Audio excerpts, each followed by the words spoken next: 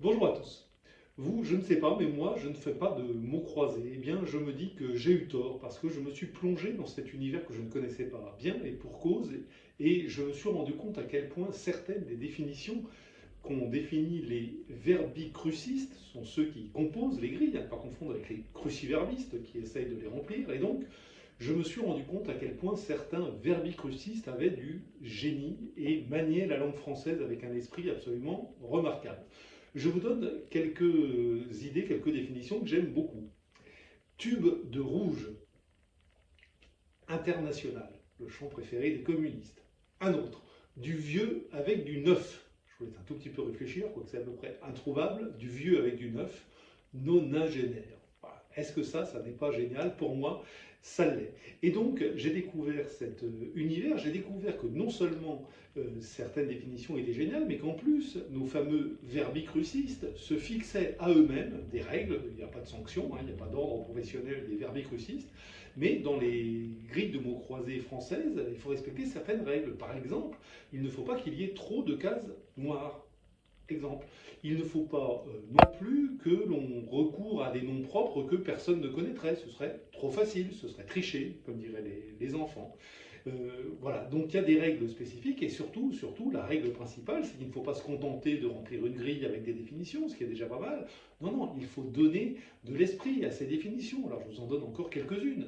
Armoire à glace, congélateur, le supplice du pieu, celle-là je l'adore, le supplice du pieu, l'insomnie. Voilà. Il y en a d'autres comme ça, je vous renvoie à ma lettre d'information de l'Express de cette semaine sur le bout des langues, vous en trouverez plein d'autres. Voilà, ce que j'ai découvert également, c'est que les règles ne sont pas les mêmes selon les pays. Aux États-Unis, par exemple, on n'a pas le droit, comme en France, à utiliser des mots de 2 lettres. Il faut que chaque mot fasse au moins 3 lettres. C'est plus difficile. Il faut aussi que les grilles soient carrées, alors que les nôtres peuvent être carrées, mais elles peuvent être aussi rectangulaires. En Angleterre, c'est un peu l'inverse. Là, vous avez le droit d'aller jusqu'à la moitié de cases noires, ce qui est quand même beaucoup et sans doute plus facile à concevoir. J'ai découvert aussi, moi qui ai fait un tout petit peu d'espagnol, que les doubles lettres en espagnol, vous savez, parfois il y a des doubles L. Et bien pendant longtemps, ces doubles lettres, elles occupaient 2 cases, et puis maintenant, ça n'est plus qu'une seule case. Voilà des problèmes qui s'opposent en Espagne et pas chez nous. De quand datent les mots croisés? Eh bien de 1913, c'est un journaliste anglais qui les a inventés pour un journal américain, qui était à New York en l'occurrence. Bon, il y a eu la guerre au milieu, et ils sont arrivés en France en 1924 dans un hebdomadaire qui s'appelait Dimanche Illustré. À l'époque d'ailleurs, ça ne s'appelait pas mots croisés, ça s'appelait mosaïque mystérieuse, c'est pas mal comme nom, ça a été disparu, mais en tout cas ce qui n'a pas disparu, c'est le succès des mots croisés qui continue de réjouir et les lecteurs, et j'espère aussi nos fameux amis verbicrucistes qui remplissent les grilles.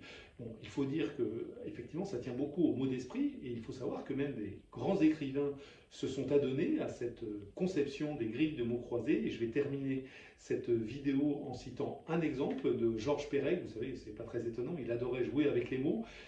Il a fait cette définition: il lui manque vraiment une jambe, il lui manque vraiment une jambe.